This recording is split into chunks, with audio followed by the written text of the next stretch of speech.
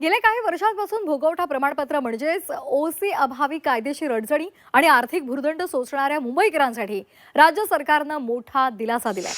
मुंबईमधील 20,000 इमारतींना नियमित करायला सुधारित भोगवटा अभय योजना लागू करण्याची घोषणा उपमुख्यमंत्री एकनाथ शिंदेंनी विधानसभेत केली आहे आणि याचा फायदा ओसी पासून वंचित 10 लाखांपेक्षा जास्त मुंबईकरांना मिळणार आहे। या योजनेमुळे 2.5 लाखांपेक्षा जास्त कुटुंबांना आणि 10 लाखांपेक्षा जास्त नागरिकांना थेट फायदा होणार आहे।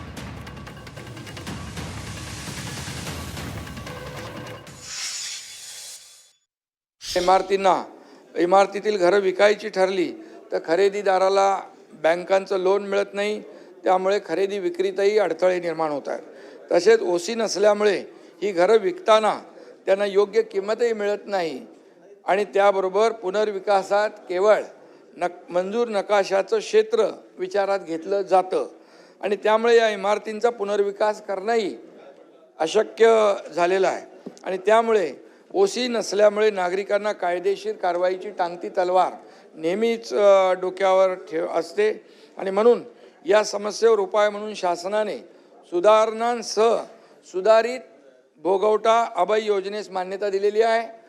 20,000 इमारतींमध्ये राहणारे सुमारे 2.5 लाखांपेक्षा जास्त कुटुंबांना म्हणजे जवळपास 10 लाखापेक्षा जास्त मुंबईकरांना या योजनेचा लाभ होणार आहे।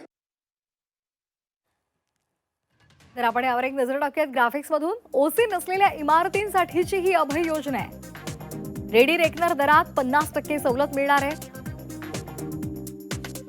पहिल्या 6 महिन्यांमध्ये प्रस्ताव दिल्यास दंड नसेल।